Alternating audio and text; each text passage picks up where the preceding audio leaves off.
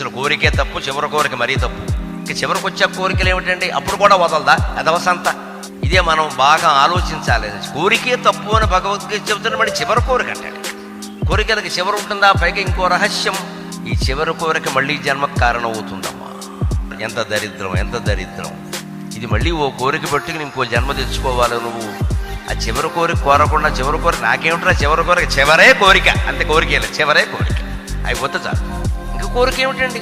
దానికి ఏదో పెద్ద ప్రాధాన్యం, అది తీర్చకపోతే ఏదో అవుతుంది. అన్ని సెంటిమెంట్లు అన్నీ మనమే. అసలు ఈ దేశంలో సెంటిమెంట్లు ఎక్కువ, శాస్త్రజ్ఞానం తక్కువ.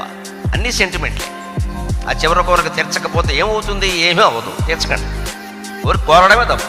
ఈ మనిషి ఇంకా బంధాలు పెట్టుకోవడం, ఎవడికో ఏదో ఇస్తానన్న వాడు ఇవ్వలేక పెద్ద కొడుకుని పిలిచి ఇమ్మండం, ఏమిటి ఇచ్చేది ఇక్కడ? ఎందుకు తీర్చాలి అవన్నీ? అసలు కోరిక ఎందుకు ఉండాలి? అసలు కోరికే తప్పు, చివరి కోరిక మరీ తప్పు. ఇంక చివరికి వచ్చే కోరికలు ఏమిటండి? అప్పుడు కూడా వదలదా అదవసంత? ఇదే మనం బాగా ఆలోచించాలి. కోరికే తప్పు అని భగవద్గీత చెబుతున్న మళ్ళీ చివరి కోరిక అంటాడు. కోరికలకి చివరి ఉంటుందా? పైగా ఇంకో రహస్యం, ఈ చివరి కోరిక మళ్ళీ జన్మకు కారణం అవుతుందమ్మా. ఎంత దరిద్రం, ఎంత దరిద్రం! ఇది మళ్ళీ ఓ కోరిక పెట్టుకుని ఇంకో జన్మ తెచ్చుకోవాలి నువ్వు. ఆ చివరి కోరిక కోరకుండా చివరి కోరిక నాకేమిట్రా చివరి కోరిక, చివరే కోరిక, అంతే. కోరిక చివరే కోరిక అయిపోతే చాలు.